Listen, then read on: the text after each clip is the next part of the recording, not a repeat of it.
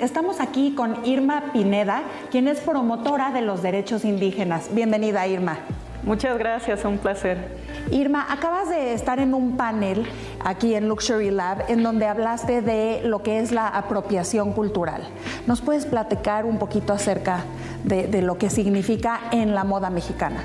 Claro, tenemos una preocupación desde pueblos indígenas respecto a cómo empresas, marcas o diseñadores reconocidos se están tomando elementos creativos y elementos de diseño de pueblos indígenas que además son antiguos, transmitidos de generación en generación, y los están incorporando a la industria de la moda sin que haya una retribución para los pueblos indígenas y sin un consentimiento de los pueblos indígenas, ¿no? Entonces, a esto es a lo que llamamos apropiación cultural o indebida o apropiación indebida, porque prácticamente están haciendo un proceso extractivista, un proceso de robo de elementos culturales de los pueblos para comercializarlos, beneficiándose económicamente, pero sin que haya ningún beneficio para pueblos y comunidades indígenas.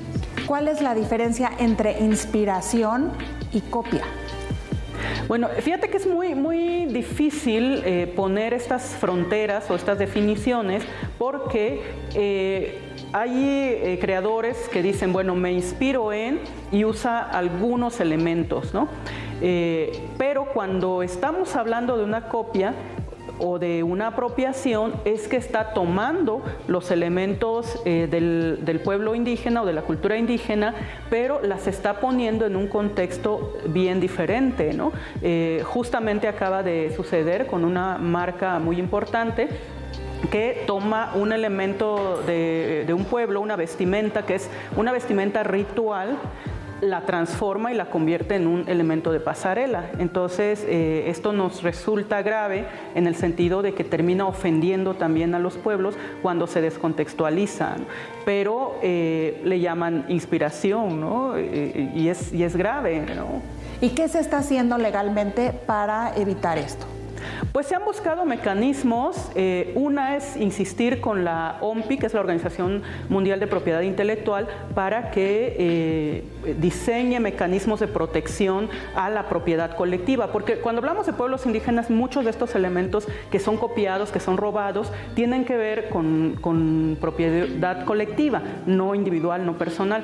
Entonces, uno es la insistencia con la OMPI de que ponga más atención al tema de propiedad intelectual colectiva. Lo otro es, al interior del país, también establecer reformas o leyes que permitan ese cuidado y esa protección. De las más recientes que ubicamos es en el 2020 la reforma a la Ley de Derechos de Autor, que habla de la protección de elementos de la cultura popular y en ello también la cultura indígena. Y en el 22-22, es decir, apenas el año pasado, el establecimiento de la Ley de Protección al Patrimonio Cultural de pueblos indígenas y afrodescendientes también, que eso es muy importante.